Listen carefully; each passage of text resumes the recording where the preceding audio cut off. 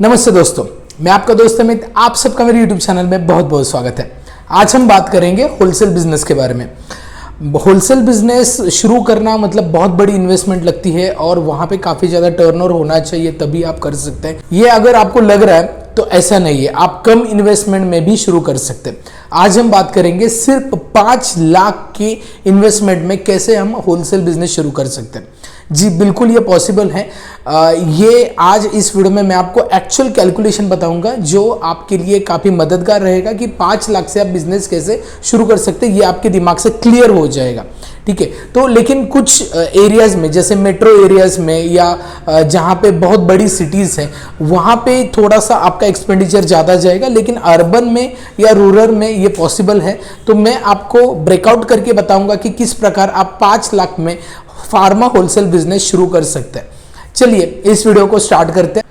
Video को शुरू करने से पहले मैं आपको बताना चाहूंगा कि अगर आप फार्मा होलसेल बिजनेस शुरू करना चाहते हैं, ग्रो करना चाहते हैं, तो आप ज्वाइन कर सकते हैं हमारा 9 day pharma wholesale business management workshop, जहां पे मैं पूरी इंफॉर्मेशन आपको देता हूं, पूरा गाइड करता हूं। साथ में फ्री कंसल्टेशन भी रहता है, पार्टिसिपेशन का सर्टिफिकेशन भी मिलता है, सेशंस लाइव होते हैं और रिकॉर्डिंग्स भी आपको प्रोवाइड की जाती है। तो इसमें जीएसटी फाइलिंग, देन कैसे होलसेल बिजनेस शुरू कर सकते हैं, ग्रो कर सकते हैं, documentation part, expiry management, financial management, हर चीज़ कवर होती है। तो ये आपको डेफिनेटली मैं रेफर करूंगा कि ज्वाइन कीजिए, क्योंकि आपको प्रॉपर होलसेल बिजनेस का इनसाइट्स आपको पता चले। तो स्पेशल जो फार्मा है, नॉन फार्मा है, जो स्टूडेंट है, वो सारे लोग ये ज्वाइन कर सकते हैं। डिस्क्रिप्शन में मैंने इसके पूरे डिटेल दी है। चलिए इस वीडियो को स्टार्ट करते हैं।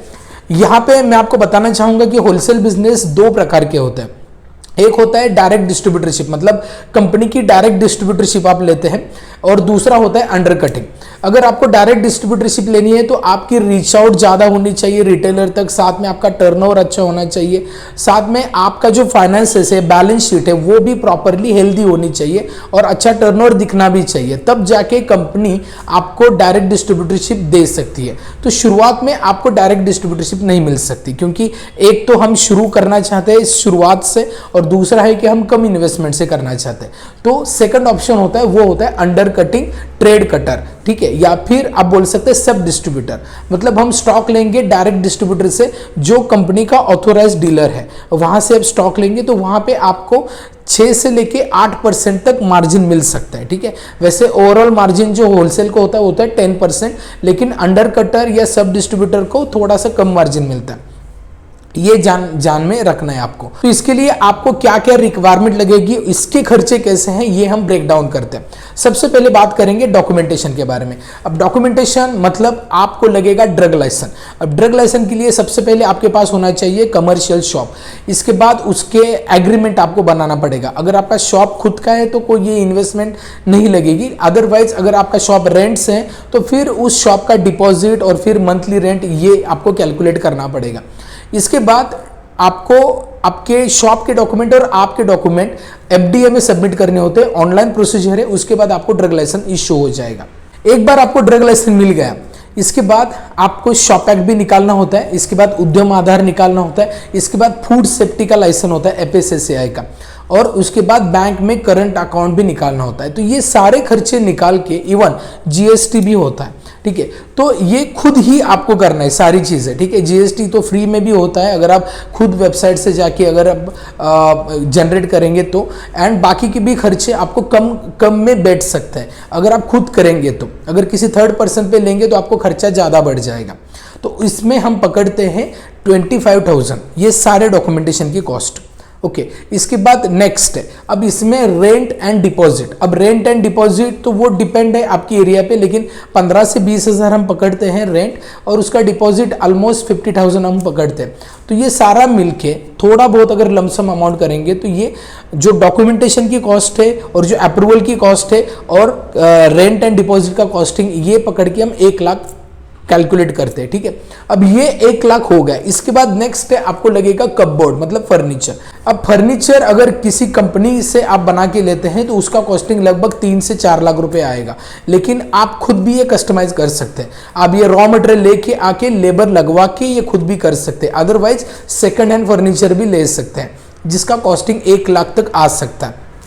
अब ये सेकंड कॉस्ट होगा। इसके बाद नेक्स्ट है आपको जो लगने वाली है मतलब इन्वेंटरी, वो इंपॉर्टेंट है, वो है रेफ्रिजरेटर लगेगा आपको, इसके बाद ये लैपटॉप लगेगा या फिर आपका कंप्यूटर है वो लगेगा, देन प्रिंटर लगेगा, इसके बाद सॉफ्टवेयर लगेगा, इसके बाद सीसीटीवी भी लगेगा।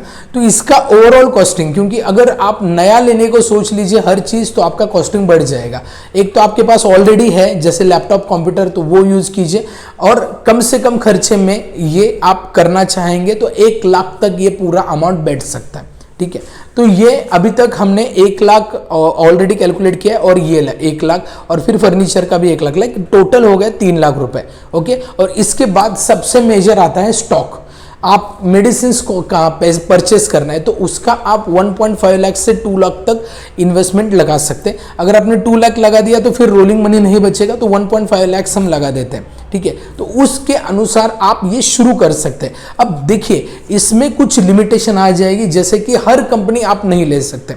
अब जो स्टॉक लेना है उसमें आप अगर जेनरिक लेना चाहते तो स्टैंडर्ड जेनरिक लीजिए, जैसे सिप्ला है, एल्केम है, जाइडस कैडिला है, यूनिवर्सल है, ये कंपनी लेने की कोशिश करें। सर्जिकल लेना चाहते जो डिमांडेड है वो आपको लेना है, आपके नियर बाय हॉस्पिटल से कनेक्ट करना है और रिटेलर से कनेक्ट करके लेना है। लेकिन मोस्टली जो लोग करते वो लेते होते हैं एलोपैथिक का होलसेल करते हैं, तो उनके लिए मैं सजेस्ट करूंगा ओटीसी प्लस एलोपैथिक लीजिए। ओटीसी में कौन से प्रोडक्ट आएंगे? ओटीसी में आपको जो लगेगा जैसे रिवाइटल है, राइट, इसके बाद मैक्सी रिच है, उसके बाद वोलिनी है, उसके बाद बिकासुल है, उसके बाद जलूसिल है, उसके बाद सोप्रामाइसिन है, उसके बाद मैन फोर्स है, इसके बाद कॉप्सिल है, स्ट्रेप्सिल है। ठीक है, ये जो प्रोडक्ट्स है वो आपको लगने ही वाले हैं, वो आपको लेने पड़ेंगे ओवर द काउंटर के, तब जाके आपको हर एक काउंटर की ऑर्डर मिल सकती है। और इसके साथ आपको वो कंपनीज देखनी है जो आपके एरिया में चलती है। मोस्टली आप ऐसी कंपनी ले लीजिए जो इकोनॉमिकल है, जैसे कि मैनकाइंड है, जैसे ब्लू क्रॉस है, जैसे एफडीसी है, एल्केम है, ये कंपनी के प्रोडक्ट लेने की कोशिश करें। लेकिन वो ब्लॉकबस्टर प्रोडक्ट कौन से?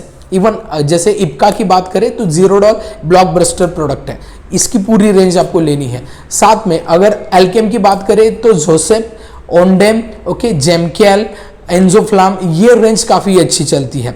टैक्सीमो भी चलता है। और अगर एफडीसी की बात करें तो एनर्जाल अच्छा चलता है, इलेक्ट्राल अच्छा चलता है, जोकॉन अच्छा चलता है, इसके बाद जीपी अच्छा चलता है। ठीक है, ये ब्रांड आप रख सकते हैं। और अगर हम बात करें मैनकाइंड की, तो मैनकाइंड के न्यूरोकाइंड का रेंज काफ़ी अच्छा चलता है। साथ में कैंडी फोर्स रेंज अच्छा चलता है, बैंडी का रेंज अच्छा चलता है, महासेप का रेंज अच्छा चलता है। तो जो आपके एरिया में चलते हैं वो आपको मिनिमम क्वांटिटी में रखने हैं। देखिए अंडरकटर में अगर आप अप्रोच करेंगे किसी डायरेक्ट डिस्ट्रीब्यूटर को तो वो आपको ऐसे कोई क्वांटिटी नहीं बताएगा कि आपको 50,000 का लेना है, 1 लाख का लेना है। कम में भी आप कर सकते हैं। ठीक है, लेकिन कितना करना है, कितना क्वांटिटी, एटलीस्ट 1 बॉक्स तो आपको लेना पड़ता है। ठीक है, मतलब 10 स्ट्रिप, या बॉटल में रहेगा तो 24 बॉटल्स का एक कार्टन होता है। तो डिपेंड है, आप उसके अनुसार आपको ऑर्डर करनी है। तो 1.5 से 2 लाख तक आपको ऑर्डर करनी है। 1.5 लाख करेंगे तो अच्छा है, 50,000 रोलिंग मनी के लिए बचेगा, क्योंकि हर बार आपको ऑर्डर करने के लिए फिर से पैसा जनरेट करना पड़ेगा।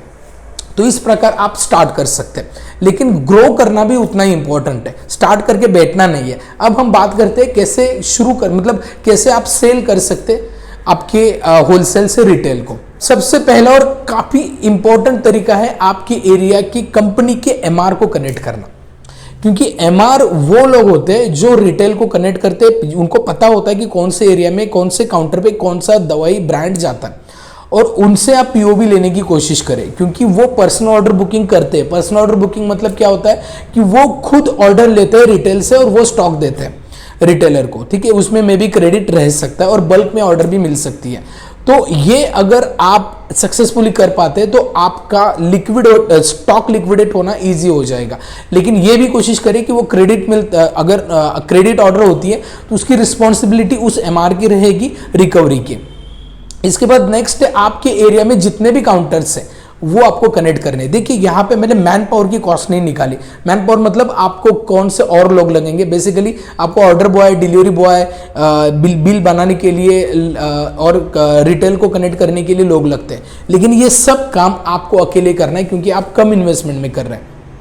अगर आप इन्वेस्टमेंट बढ़ाएंगे तो ये लोग रख सकते हैं, अदरवाइज आपको खुद ही ये सारी चीज़ें करनी है, ठीक है। और साथ में यहाँ पे मैंने पेट्रोल का, आपके कॉलिंग का खर्चा नहीं मैंने इंक्लूड किया, तो वो भी आप यहाँ पे कर सकते हैं। तो ये देखिए, इस प्रकार आप अपने बिजनेस को ग्रो करने के लिए खुद ही इनिशिएटिव लेना है।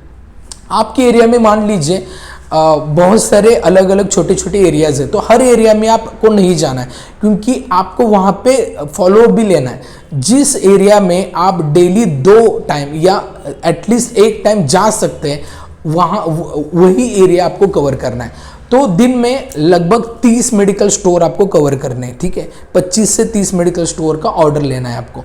तो इसके लिए आपको कंटिन्यूसली उनको रीच आउट करना है। देखिए, आप जाएंगे और ऑर्डर मिलेगी ऐसी होगा नहीं बहुत बार, क्योंकि आप नए होते हो। तो रिटेलर ये देखता है कि आपकी कंसिस्टेंसी, साथ में प्रोडक्ट अवेलेबिलिटी, साथ में आपकी सर्विसेज, साथ में आपके रेट, ये सारी चीज़ें देखने के बाद वो आपको ऑर्डर देता है। तो आप कॉम्पिटिटिव रेट रखिए, साथ में प्रॉपर टाइमली डिलीवरी करना वो बहुत इंपॉर्टेंट है।